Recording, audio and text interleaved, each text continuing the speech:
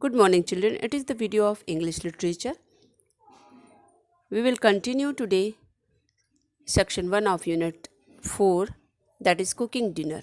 It is the second part of cooking dinner. Okay, children, let's study. Yesterday we read how Jacob wanted to rescue the children from troopers, and he told the children that we should go in the cottage. Let's move forward. Yes, my dear, I think they would if they found that you and your brothers were in it. But we must not let them see you. They entered the cottage, which consisted of one large room in front and two back rooms or bedrooms. There was also a third bedroom, which was behind the other two and did not have any furniture in it. Now, let's see what we can have for dinner, said Jacob. Come with Come, we must all be useful. Who will be cook? I will be cook, said Alice, if you will show me how. So you shall, my dear, said Jacob, and I will show you how.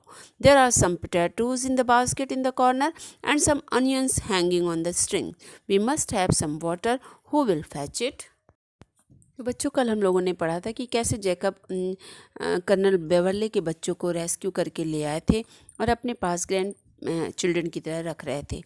जैसे ही Jacob आते हैं, बच्चे उनके पास दौड़ के जाते हैं, पर जैकब उन्हें बताते हैं कि ट्रूपर्स उन्हें ढूंढ रहे हैं, इसलिए उनको कॉटेज के अंदर होना चाहिए। वो सब कॉटेज के अंदर आते हैं। तो एलिस पूछती है कि क्या वो लोग कॉटेज जला देंगे। जैकब बताते हैं कि हाँ, यदि वो लोग तुम्हें और तुम्हारे भाइयों को पालेंगे तो वो लोग कॉटेज निश्चित रूप से जला देंगे। फिर वो कॉटेज में जाते हैं। कॉटेज में एक बड़ा रूम होता है और दो छोटे रूम होते हैं, बेडरूम्स, उसके पीछे, और उनके पीछे एक थर्ड बेडरूम भी है जिसके अंदर कोई फर्नीचर नहीं है। फिर वो कहते हैं जैकब कि चलो देखते हैं कि हम लोग डिनर में क्या खाते हैं। हम सब कुछ न कुछ करेंगे। तो कौन पकाएगा? एलिस कहती आई विल कुक, मतलब मैं पकाऊंगी, यदि आप मुझे बताएंगे कि कैसे पकाया जाता है। जैकब कहते हैं निश्चित रूप से मैं तुम्हें बताऊंगा कैसे पकाया जाता है। और फिर कहते हैं उधर कॉर्नर में कुछ पोटैटोज़ हैं, कुछ आलू हैं और कुछ ऑनियंस वहाँ स्ट्रिंग से लटके हुए हैं। और फिर हमें कुछ पानी भी चाहिए, बताओ पानी कौन लाएगा? I will, said Edward, who took a pail and went out to the spring. The potatoes were peeled and washed by the children. Jacob and Edward cut the vegetables into pieces. The iron pot was cleaned, and then the vegetables were put with water into the pot and placed on the fire. Now I will cut up the onions, for they will make your eyes water. I don't care, said Humphrey. I'll cut and cry at the same time. And Humphrey took up a knife and cut away most manfully, although he was obliged to wipe his eyes with his sleeves very often. You are a fine fellow, Humphrey, said Jacob. Now we will put the onions in and let it all boil together. Now you see, you have cooked your own dinner. Isn't the present?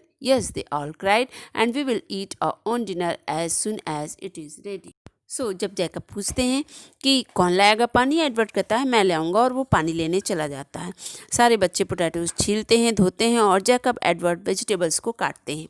Iron pot को साफ़ किया जाता है, उसमें सारे vegetable थोड़ा पानी डालकर उसे आग पे चढ़ा दिया जाता है। फिर जैकब कहते हैं कि मैं अनियन काटूंगा, प्याज मैं काटूंगा, क्योंकि तुम लोग की आंखों में पानी आ जाएगा। लेकिन हम्फ्री कहता है कि मुझे कोई परवाह नहीं, मैं प्याज काट लूँगा, आंखों में पानी आता रहे, मैं मैनेज कर लूँगा। फिर वो चाकू लेकर प्याज काटता है, बहुत ही प्राउडफुली। उसकी आंखों में पानी आता रहता है, लेकिन वो अपने स्लीव से, अपनी बाँह से पानी पोंछता रहता है। ये सब देखकर जैकब हम्फ्री की तारीफ़ कहते हैं, तुम एक अच्छे लड़के हो, जैकब उससे बोलते हैं। फिर वो कहते हैं चलो अभी अनियंस भी उसमें बॉयल होने के लिए सब्जियों के साथ डाल देते हैं। फिर कहते हैं अब तुम देखो कि कैसे तुम लोगों ने अपना डिनर स्वयं बना लिया। तो बोलो खुशी की बात है ना। सारे बच्चे खुश हो जाते हैं, कहते हैं हाँ ये तो बहुत खुशी की बात है, जैसे ही डिनर बनेगा हम सब लोग इसको खाएंगे। Then Humphrey, you must get some of the plates down which are on the drawer, and Alice, you will find some knives in the drawer, and let me see what can little Ed do. Oh, she can go to the cupboard and find the salt shaker. Edward, just look out, and if you see anybody coming or passing, let me know. We must put you on guard till the troopers leave the forest. The children set about their task, and Humphrey cried out as he very often did, now this is jolly. फिर Jacob Humphry से कहते हैं कि तुम जाओ और drawer से कुछ प्लेट्स ले आओ। एलिस, तुम कुछ नाइफ्स ले आओ और मुझे देखने दो कि लिटिल छोटी सी एडिथ क्या कर सकती है। अच्छा, वो तो साल्ट से कर ला सकती है कबर्ड से। फिर वो एडवर्ड को एडवाइस क्या ऑर्डर देते हैं कि तुम चले जाओ, बाहर देखते रहो, और कोई भी आए या कोई भी पास से गुजरे तो मुझे ज़रूर बता देना। तुम तब तक इस जगह के गार्ड हो हमारे घर के, जब तक कि ट्रूपर्स यानी सोल्जर्स यहाँ से फॉरेस्ट से चले नहीं जाते हैं। सारे चिल्ड्रन अपना अपना काम कर रहे थे, अपने काम में लग गए थे, लेकिन हम्फ्री रोए जा रहा था, क्योंकि जैसा वो अक्सर करता, और ये सब बड़ा ही जॉली था, बड़ा ही खुशनुमा था, सब इसकी मस्ती कर रहे थे।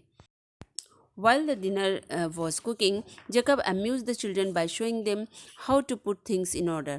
The floor was swept and the fireplace was made tidy.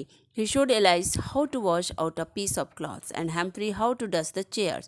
They all worked merrily while little Edith stood and clapped her hands. But just before dinner was ready, Edward came in and said, "There are troopers galloping in the forest." Jacob went out and observed that they were coming in a direction that would lead near the cottage. He walked in and after a moment's thought he said, "My dear children, those men may come and search the cottage. You must do as I tell you, and mind that you are very quiet. Humphrey, you and your sister must go to bed and pretend to be very ill. Edward, take off your coat and put on this old hunting frock of mine. You must be in the bedroom attending your sick brother and sisters. Come, Edith dear, you must pretend to be asleep and have your dinner afterward." जब तक dinner बन रहा था, Jacob सारे बच्चों को दिखाते हैं कि काम कैसे करते हैं, चीज़ों को किस ऑर्डर में किस तरह से रखते हैं। फर्श को साफ़ कर दिया गया, फायरप्लेस भी साफ़ कर दिया गया जिस जगह पे आग जलाई जाती है। फिर वो एलिस को बताते हैं कि कैसे एक कपड़ा धोते हैं, और हैम्फ्री को बताते हैं कि कैसे चेयर साफ़ की जाती है। वे सब खुशी खुशी काम कर रहे थे। तभी छोटी एडिथ, जो सबसे छोटी एडिथ बच्ची थी, वो एक जगह खड़ी थी और क्लैपिंग कर रही थी। लेकिन इसके पहले कि डिनर रेडी हो, एडवर्ड अंदर आता है और कहता है कि ट्रूपर्स गैलोप कर रहे हैं इन द फॉरेस्ट में ट्रूपर्स घूम रहे हैं, यानी सर्च कर रहे हैं इन लोगों को। जेकब बाहर जाता है और देखता है कि सच में वो ट्रूपर्स उधर ही आ रहे हैं जिधर उनकी कॉटेज है। वो अंदर आता है, थोड़ी देर सोचता है और फिर कहता है कि बच्चों, वो लोग इधर ही आ रहे हैं, कॉटेज सर्च करेंगे ज़रूर, तो जैसा मैं कहता हूँ तुम लोग वैसा ही करना, और ध्यान रहे तुम लोगों को शांत रहना है। हम्फ्री, तुम और तुम्हारी बहन बेड में चले जाओ और तुम लोग बहाना करो बीमार होने का, बहुत बीमार होने का। एडवर्ड, अपनी कोट उतारो और मेरी पुरानी हंटिंग फ्रॉक पहन लो, और तुम्हें भी बेडरूम में अटेंड करना है, अपने भाई और बहनों की अटेंडिंग करनी, उन लोग का ध्यान रखना है, ये ऐसा तुम प्रिटेंड करोगे। और एडिथ माय डियर, तुम सोने का बहाना करोगी। प्रिटेंड का मतलब होता है सोना, सोने का बहाना करोगी और डिनर बाद में कर लेना। Jacob took the children into the bedroom and removing the upper dress, which would have betrayed that they were not the children of poor people, put them in bed and covered them up to the chins with the bedclothes. Edward had put on the old hunting shirt, which came below his knees, and stood with a mug of water in his hand by the beside of the two girls. Jacob went to the outer room to remove the platters laid out of dinner, and he had hardly done so when he heard the noise of the troopers, and soon after a knock at the cottage door. Jacob बच्चों को bedroom में ले जाता है, उनके ऊपर के कपड़े उतार कर दूसरे अच्छे ऐसे कपड़े पहना देता है जिससे वो न लगे कि वो पुअर पीपल हैं, पुअर बच्चे हैं। उनको बेड में सुला देता है और उनके चिन्स तक कवर कर देता है।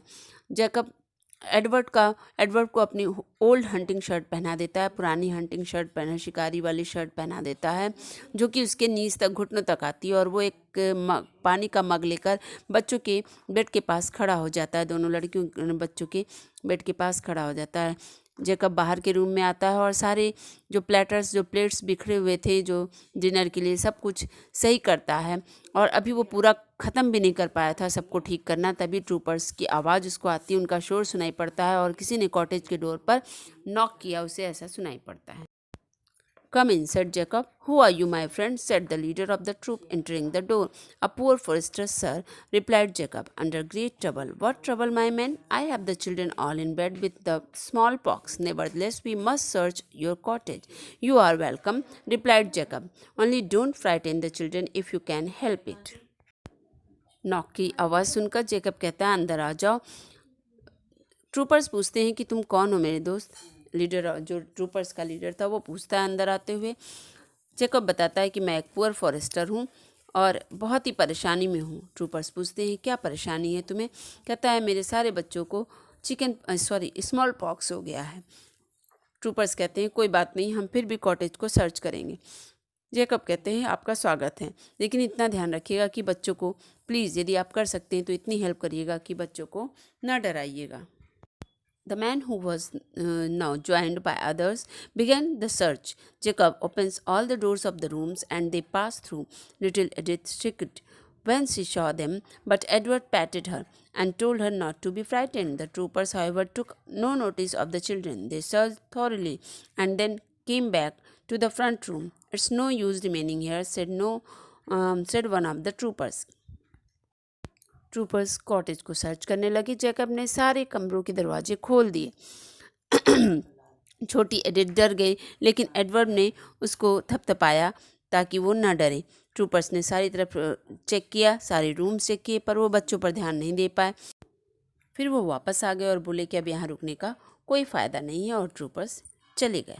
This is written by captain Frederick Marryat. So this was over, children. This chapter is over. Okay, thank you.